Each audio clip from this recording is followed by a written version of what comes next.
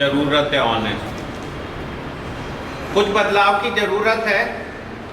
क्या हम झूठे बन गए इस नशे की वजह से? क्या क्या करते हैं हम झूठ में? लिखो सब चीज़ें, कैसे कैसे एक्ट करते थे, कैसे झूठ बोलते थे, कैसे बेवकूफ़ बनाते थे घर वालों को, कैसे अपना आप को बेवकूफ़ बनाते थे, कैसे अपनी बीमारी को बढ़ावा मिलता था, कहाँ कहाँ पे हम अफेक्टेड थे। Where all we were affected. कैसे हम डिसऑनेस्ट थे, कैसे हम चोरी चकारी करके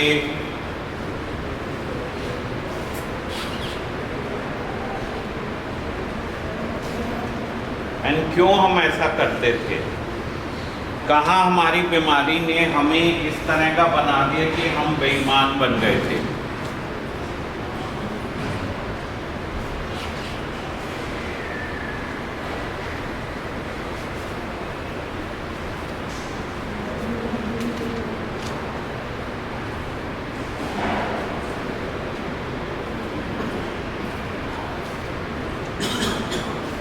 क्यों झूठ बोलना हमारी प्रवृत्ति का पार्ट था और आज भी हम वही कर रहे हैं, लोगों को बेवकूफ़ बनाने की कोशिश कर रहे हैं।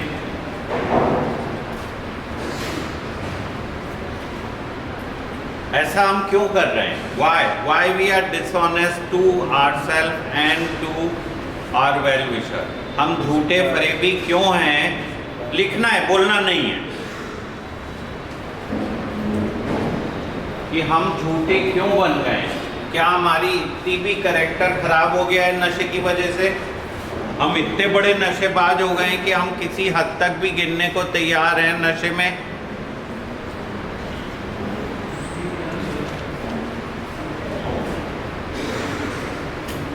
और क्या हम अभी भी झूठ बोल रहे हैं अपने आप से? और ये झूठ बोलने से क्या हम बेनिफिटेड होंगे, हमारे को क्या फायदा होगा? Will you be in recovery or not?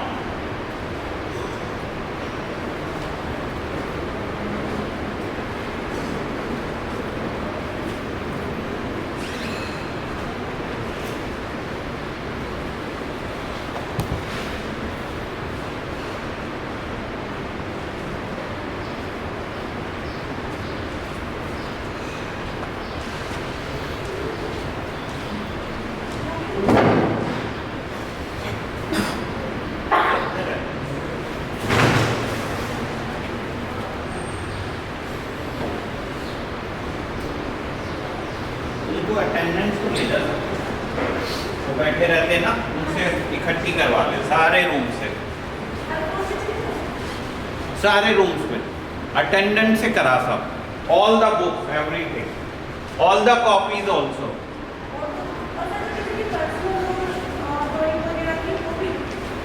वो फिर छोड़ दो, बट मिनिमल।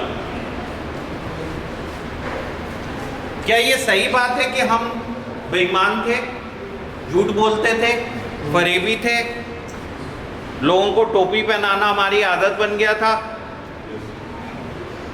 हम अपने मन की बात ईमानदारी से शेयर करना भूल ही गए? क्या हम नशे के लिए किसी भी हद तक जाने को तैयार थे?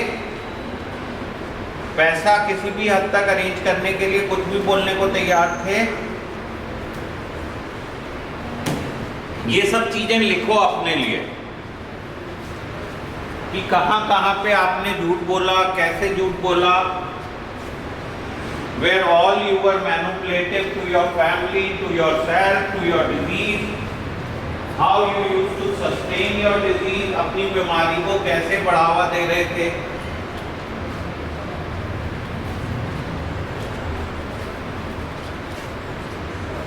नशे की बीमारी को, डिजीज ऑफ एडिक्शन, हमारे लिए बहुत ही इंपॉर्टेंट हो गया था नशा। वाई?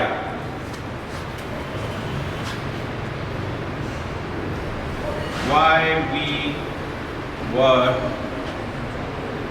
डिसऑनेस्ट।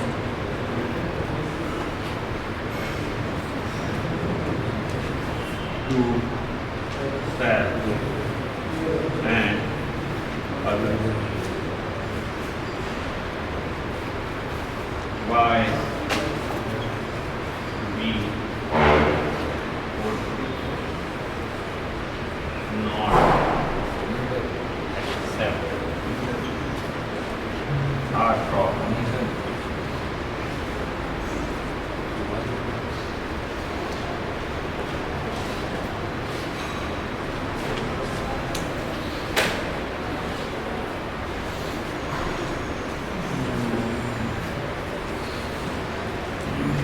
हम अपनी शॉर्टकमिंग्स को, अपनी प्रॉब्लम्स को, अपनी हेल्पलेसनेस को और आज भी नहीं कर पा रहे हैं, आज भी मैनिपुलेट करने की कोशिश कर रहे हैं। क्यों?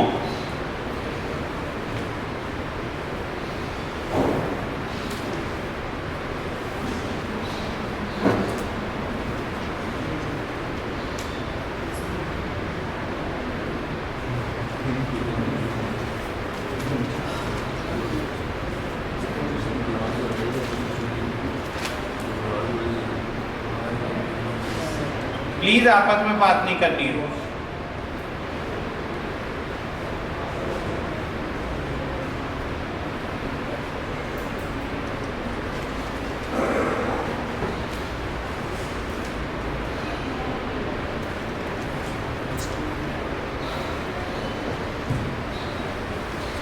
सही है, ये हम मैनिपुलेटिव थे, झूठे थे, अपने नशे के लिए किसी भी हद तक जाने को तैयार थे। लिखो एग्जाम्पल्स लिखो।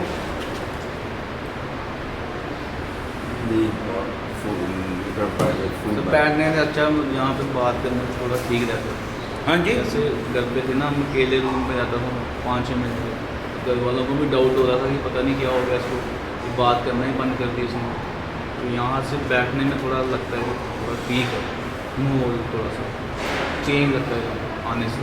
नहीं बेटा, यहाँ पे हम ये डिस्कस कर रहे हैं कि देखो, ठीक होने के लिए ना इस किताब में जो खास बात कही गई है वो ये कही गई है कि हमारे को अपने व्यक्तित्व में, पर्सनैलिटी में बदलाव लाना पड़ेगा। इस नशे की बीमारी ने हमें झूठा फरेबी मैनिपुलेटिव बना दिया। गोली बात है, लोगों को टोपी पहनाना हमारी आदत बन गया है, झूठ बोलना हमारी आदत, फितरत। तो आपकी पर्सनैलिटी कैसी हो गई है? लोगों को बेवकूफ़ बनाना। हमें मजा आता है लोगों को बेवकूफ़ बनाना। तो अपना काम निकालना है जैसे भी, अपने नशे का, अपनी बीमारी को बढ़ावा देने के लिए हम किसी भी हद तक गिर सकते हैं। और हम आज क्या इन चीज़ों को एक्सेप्ट करने के लिए तैयार हैं? और जब तक ये बदलाव नहीं आएगा आपके व्यक्तित्व में, तब तक आपके लिए रिकवरी संभव नहीं है। बिकॉज कोई भी जना आपकी मदद तो तभी कर पाएगा जब आप इनर सेल्फ को खुल के बोलोगे। If you are not sharing your problems, let's say आपके कमर में दर्द हो रहा है, मेरे कमर में दर्द हो रहा है, और मैं तो डॉक्टर के पास ना जाने को तैयार हूँ, ना किसी को बताने को तैयार हूँ, मैं तो ऐसे एक्ट कर रहा हूँ कि सब कुछ ठीक है। वो कह रहे हैं भाई काम पे क्यों नहीं आ रहे हो? वो यार कुछ मेरे घर वालों की तबीयत खराब थी।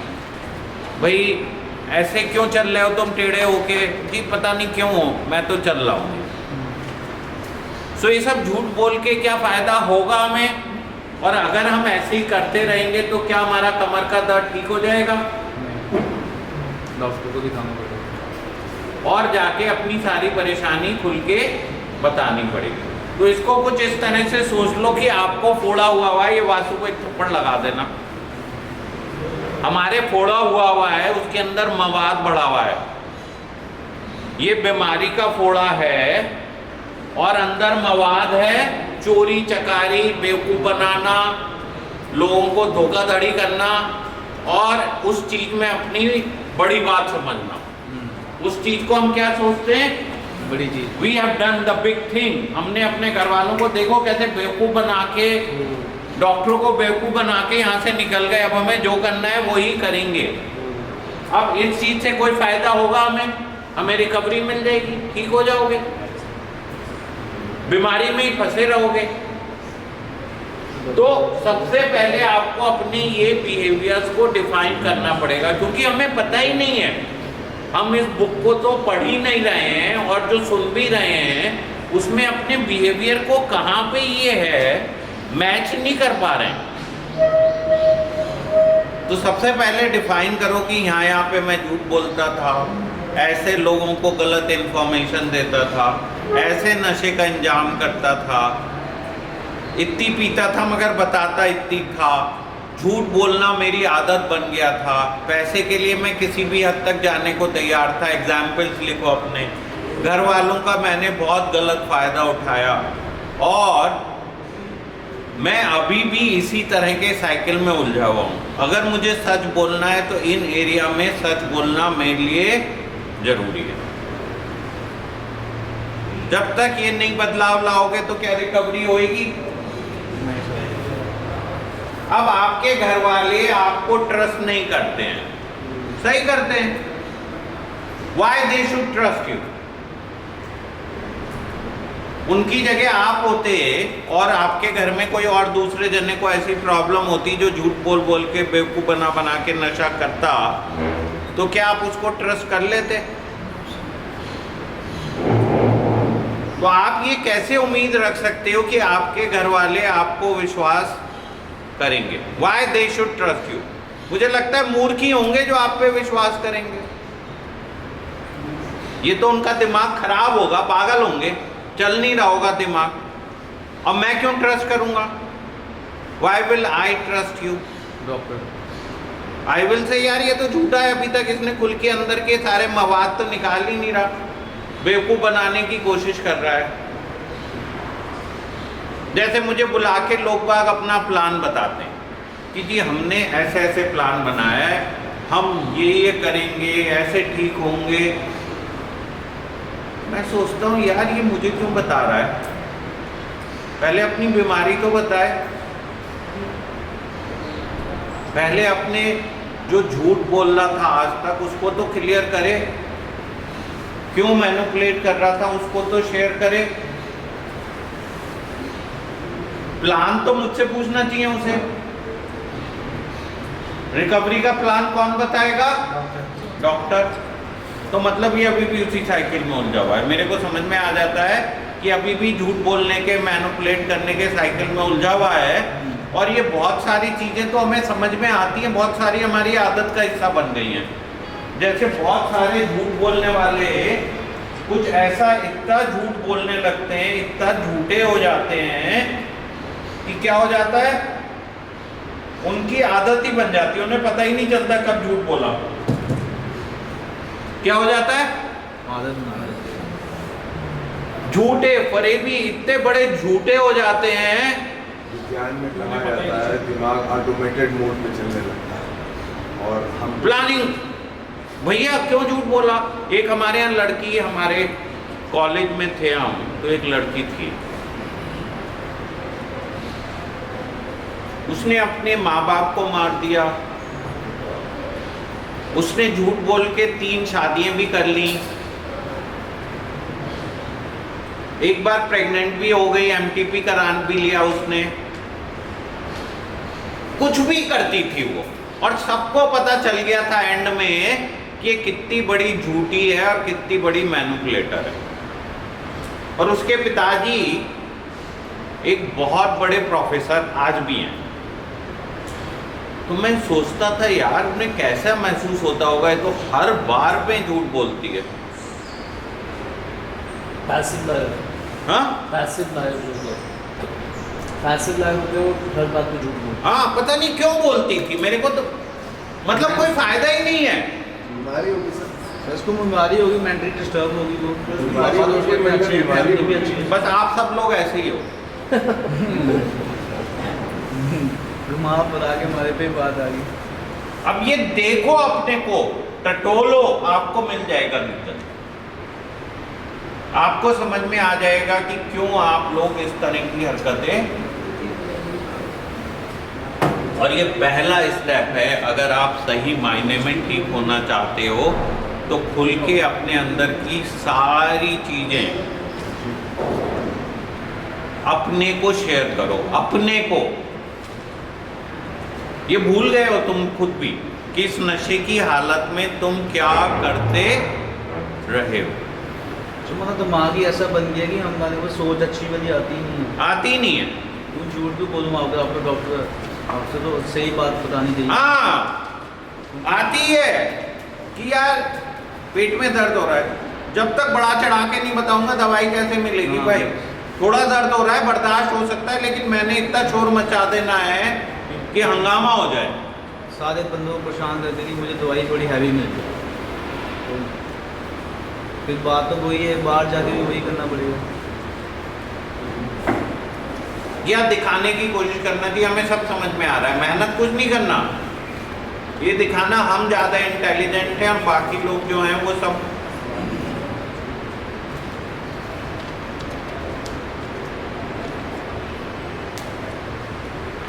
तो ये हो गया ऑनेस्टी का। Please write your examples, think about your life, see where all you need to change. आप लोगों को ये बात समझ में आ गई ऑनेस्टी कहाँ पे आनी है? जल्दी से लिख लो जो भी एग्जाम्पल, 1 मिनट।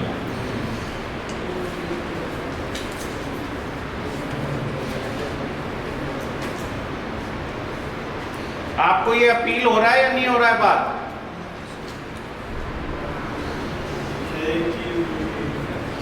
हाँ पूछिए, खड़े होके पूछिए। सामने वाले गलत क्वेश्चन पूछेगा तो फिर कैसे जवाब देंगे? सामने वाला गलत क्वेश्चन पूछेगा तो चुप रहना है ग्रुप में। हाँ, सामने वाला शायद आपसे ज़्यादा समझदार हो, आपसे उम्र में भी बड़ा हो, तो चुप रहो। हर चीज़ का जवाब थोड़ी दे सकते हो, और आपके मतलब की नहीं है बात तो आप चुप रहो।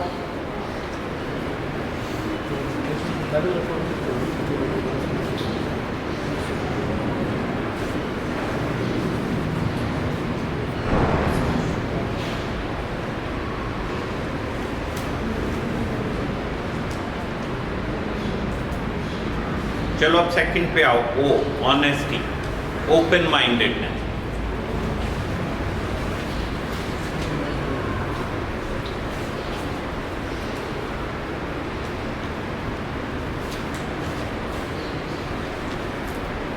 हम लोग ऐसा कैसे सोच सकते हैं कि हमें सब कुछ पता है और हम जो कर रहे हैं वो ही सही है? ये भी हमारी बेवकूफ़ी। आप लोग मेरी बात समझ रहे हो? एक मिनट प्लीज बोलना। हम क्या बोल रहे हैं? हमें सब पता है जी। I know what to do, I know how to do, I know how to achieve.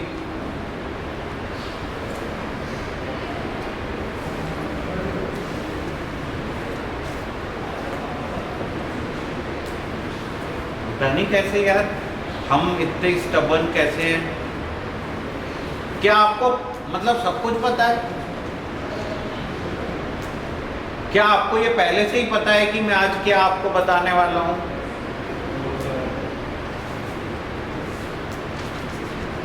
मतलब सर्वव्यापी हो गए हो आप तो, सर्व बुद्धिमान, सर्वव्यापी।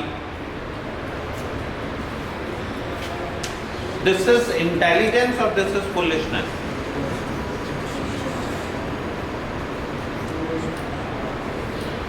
How we can be so close-minded that we are not ready to listen to another person?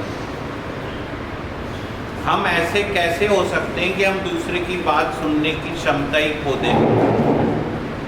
हमारा कोई फैमिली मेंबर, वेल विशर हमें कुछ गाइड करने की कोशिश कर रहा है, मगर हम अपनी धुन में मस्त हैं। हमें पता है हम सब कुछ जानते हैं, हमें पता है हमें क्या करना है, हमें पता है कैसे सही होना है, हमें पता है लाइफ में क्या करना है और क्या नहीं करना है। मगर जब करने की बारी आती है तो हम वही चीज बार बार बार बार करते जा रहे हैं।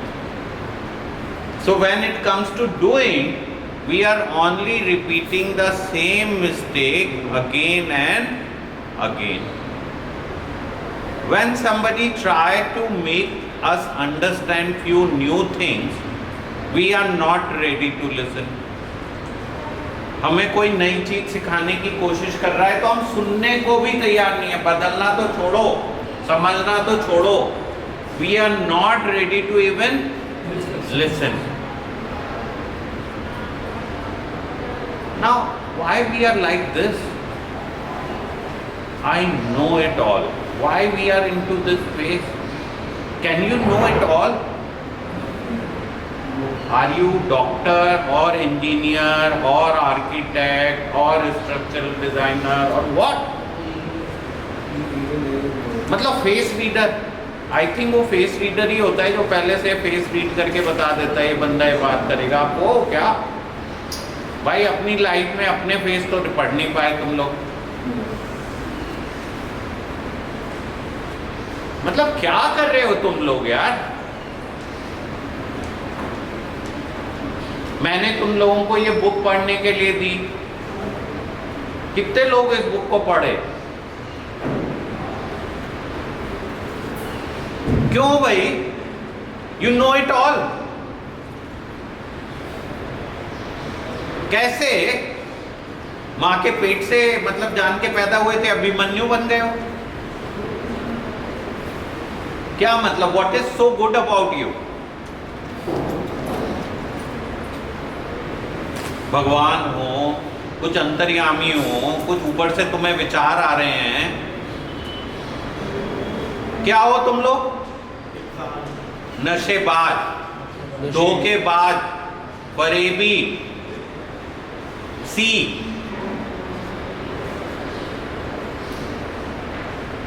और सोच रहे हो कि सब जने से ज्यादा तुम पहले से ही जानते हो। कोई जना तो यहाँ पे ये भी कह रहा है कि क्वेश्चन ही गलत है, जो समझाने की कोशिश कर रहा है उसे ही समझ नहीं है। अब देखो कितनी बड़ी क्लोज माइंडेडनेस है कि सुनने को ही तैयार नहीं है हम। क्या है? हमें सब पता है जी, हमें पता है क्या करना है, हमने बहुत बार सुना है, मगर आउटकम ठीक हो जाओगे? Will it help you to remain like this? Or what is the way to recovery? Boss, बदलाव के लिए सबसे पहले क्या जरूरी है? सुन तो लो, बदलना मत बदलना, फायदा हो नुकसान हो, ओपननेस तो ले आओ, कान आंख दिमाग तो खोल लो। फिर जो भी हो, चलो नहीं हुआ, कम से कम ये तो होगा कि तुमने सुना तो था, हो सकता है बाद में कभी काम आ जाए।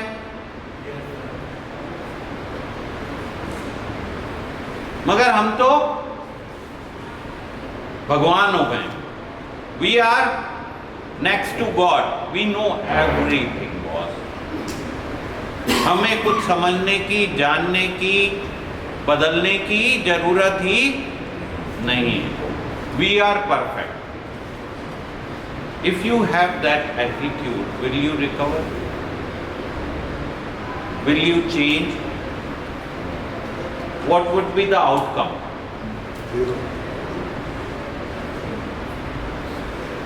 Please write about this point. This is open-mindedness. Being opposite of being stubborn and I am right attitude. क्या है? मैं सही हूं और मुझे सब कुछ पता है। इस एटीट्यूड से बाहर निकल के मुझे अपने अंदर खुलापन पैदा करना इज ओपन माइंडेडनेस। लिखो कैसे हम क्लोज माइंडेड होते थे, किस तरह के थॉट प्रोसेस होते थे, किस तरह की चीजों को करते थे और क्या आउटकम होता है।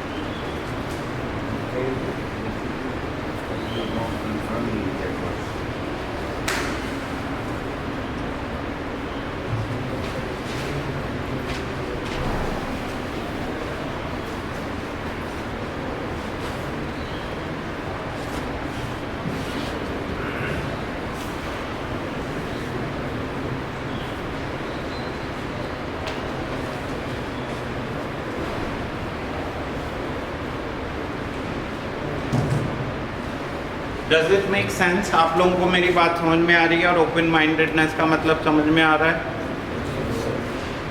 क्यों आए हम ऐसे?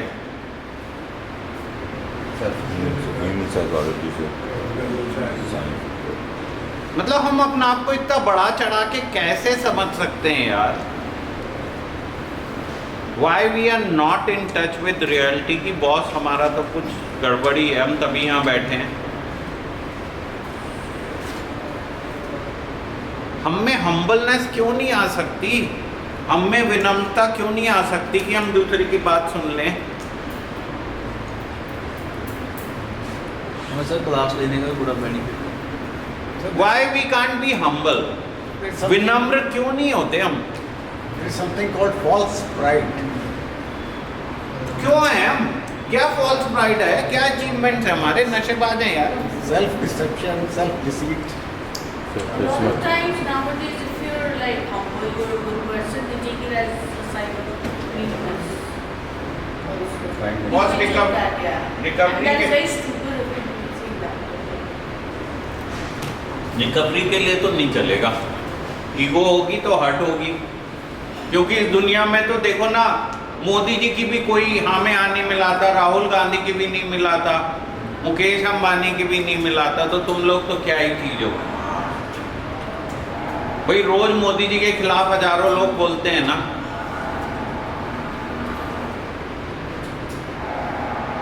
तो मतलब तुम्हारी क्यों, why, how come you and why you, मतलब why somebody will listen to you? Why should anybody listen to us? क्यों सुनना चाहिए किसी को? हमारी बकवास या हमारी बातें सुननी ही क्यों चाहिए?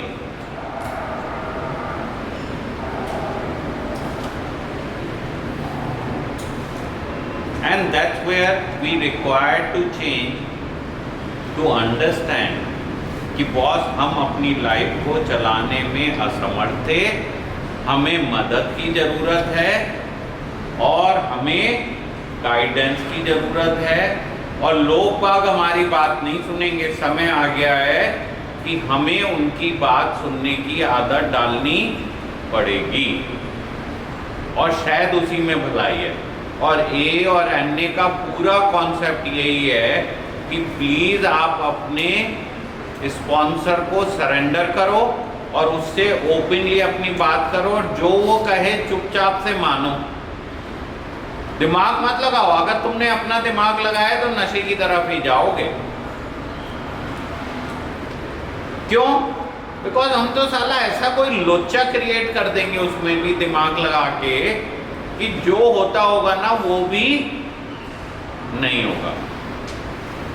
क्या करेंगे? कुछ हौच पौच करके खिचड़ी बना देंगे, साला गंद हो जाएगा वहां पे। जो चीज ठीक हो भी रही होगी वो भी कुछ अजीब सी हो जाएगी हमारे जीवन में, क्योंकि हमें बड़ा मजा आता है। हमारी लाइफ जब खिचड़ी बनती है ना, सही ट्रैक पे चल रही होती है, तो एक्साइटमेंट ही नहीं होता। मजा आता है बॉस खिचड़ी बनाने में या रायता बनाने में। मतलब मैं आपको एक एग्जाम्पल देता हूँ। मतलब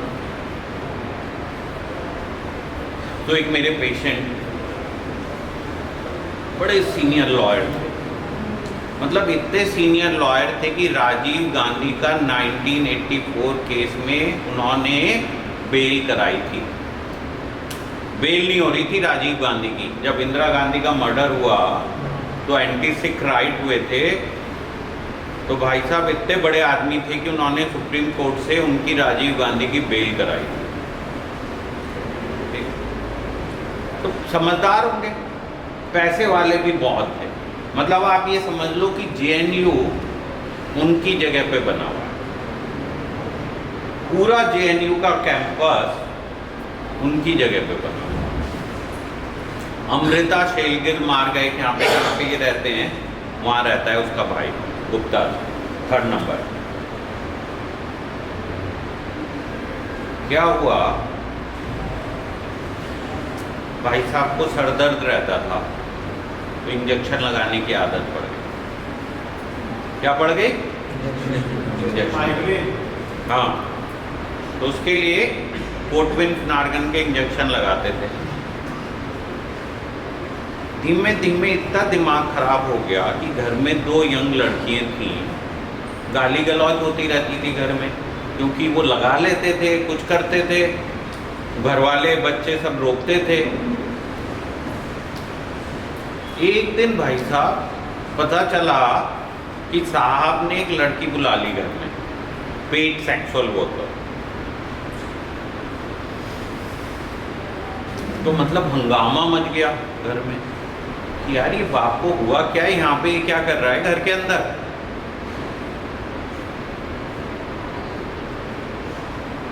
क्योंकि नशा चल रहा था, दिमाग ही नहीं चल रहा था।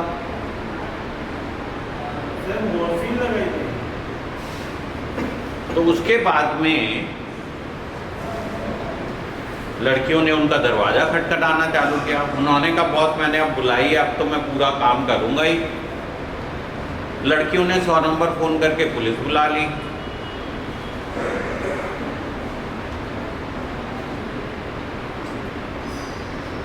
मतलब मैंने उनसे बाद में पूछा कि जी दिल्ली के सारे होटल खत्म हो गए थे?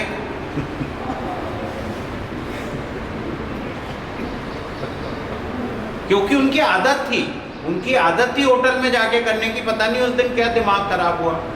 अब ऐसे करते हैं हम अपनी लाइफ में रायता फैला। अब घर वाले गालियां देंगे, बदमाशी होएगी, उनको टोका टाकी होएगी। वो कहेंगे जी लो तुम टोका टाकी करते हो तो मैं ये और करके दिखाता हूं तुम्हें। And this is typical of all of us. We create a chaos in our life so our disease can be fully controlled. मतलब हम कुछ ऐसा chaos क्रिएट करते हैं कि उसके बाद में कोई और तरीका है ही नहीं, पीनी पड़ेगी या नशा करना ही पड़ेगा। क्योंकि रीजन तो होना चाहिए ना किसी भी चीज का करने के लिए। कर देंगे, पता नहीं क्यों करेंगे। बाद में मतलब अगर आपको खुद समझ में आ जाए या कोई जना समझा दे कि तुम ये कर क्या रहे थे, तो एहसास होता है कि यार ये हमने किया क्या। बट उस टाइम में तो कुछ भी करने को तैयार है। सो ऐसी एक मेरा बांग्लादेश से पेशेंट आया, पॉलिटिशियन है बड़ा वहाँ पे, next to the prime minister, home minister type कुछ है, और बड़ा मतलब बहुत बड़ा वो बन गया है, शेख हसीना का राइट हैंड टाइप मैन। ये स्टूडेंट यूनियन का लीडर होता था ढाका यूनिवर्सिटी का। गांजा फूकने की आदत पड़ गई था आपको। मैंने इसका 99 में one of the early patient रहा मेरा जिसका इलाज किया। भाई साहब इंग्लैंड गए घूमने, सारी फंडिंग जो थी मैडम की वो इंग्लैंड के बिजनेसमैन से थी। इन्होंने कहा कि जा तू उससे मिला, बिकॉज अल्टीमेटली तो तूने ही मेरा सब कुछ देखना है। तो भाई साहब गए वहाँ, गांजा खत्म हो गया उनका, अब उन्हें चाहिए। तो एक कार्टियर का पेन था और एक कार्टियर का चश्मा, जिसकी कीमत कोई 2.5 लाख या 2500 पाउंड थी। एक जॉइंट के लिए दोनों चीजें दे गया।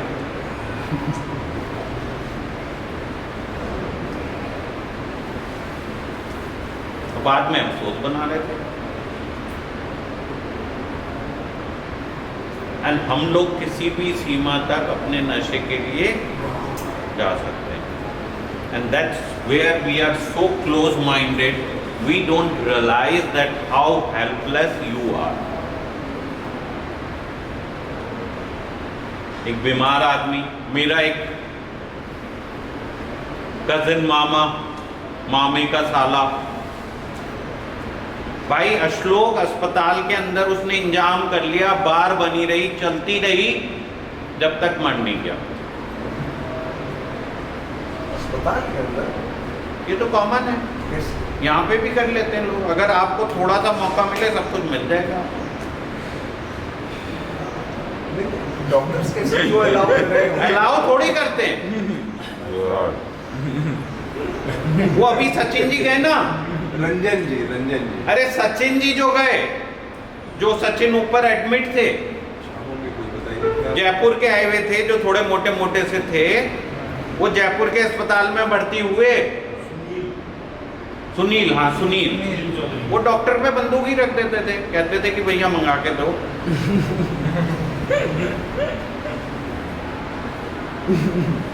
या कहते थे हम जा रहे हैं, जरा घूम के आते हैं। चलो अब जो भी कर रहे हैं वो तो उनका मन है। हम सब एक ही कैटेगरी के हैं। And we are so close minded कि हम दूसरे की बात सुनने को तैयार नहीं है, अपना आप को बदलने को तैयार नहीं है, सुनने को तैयार नहीं है। किसी भी हद तक हम इस बीमारी में गिर जाएं, मगर we are not ready to take suggestion. ठीक है, ये चलो इसको फटाफट खत्म करो। Open mindedness.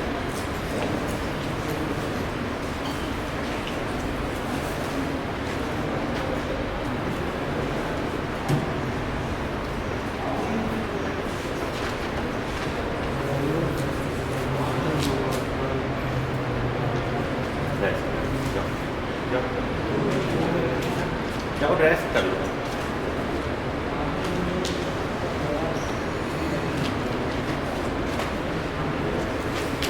तो ब्रेक ले ली, पानी पी।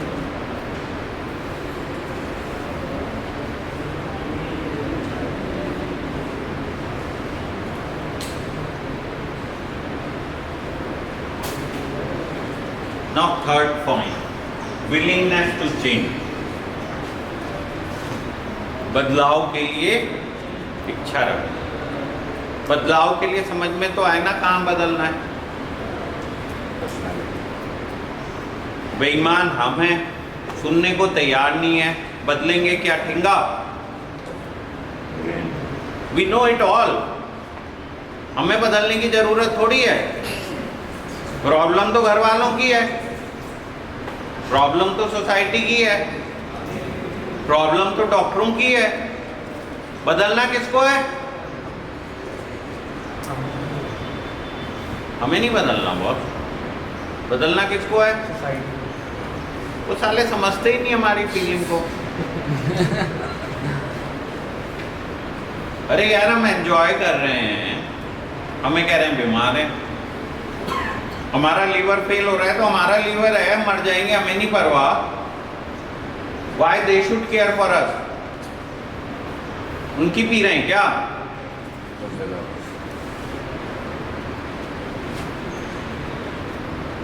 उनसे थोड़ी मांगा हमने। मर जाएंगे तो मर जाएंगे, big deal. Why we should change?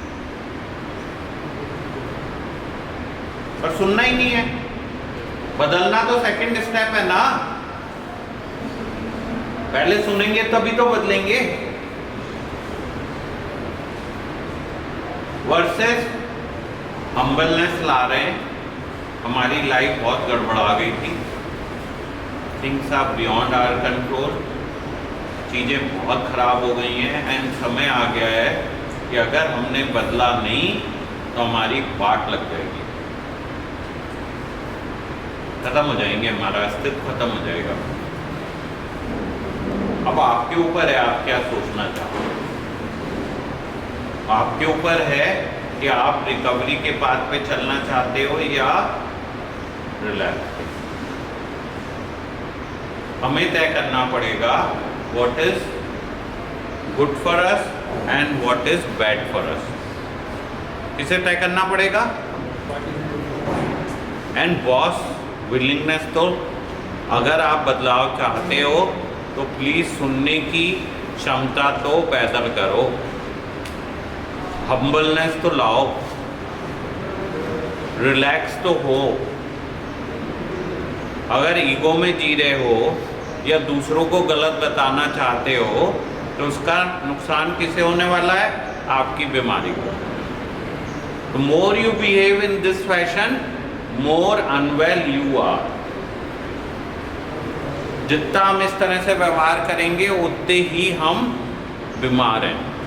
और आपको ये तय करना है कि आप बीमारी से निकलना चाहते हो या बीमारी में उलझे रहना चाहते हो। बीमारी नहीं आपको छोड़ना चाहिए, बीमारी ने तो तय किया हुआ है कि आपकी वाट लगा के मारेगी। The illness wants to screw you from upside down. Now it's up to you कि आप इस चीज को समझो या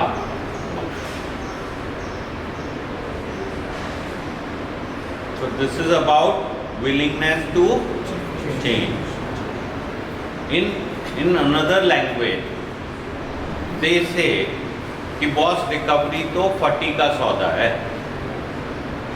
It's only out of sheer frustration or desperation you will go into recovery.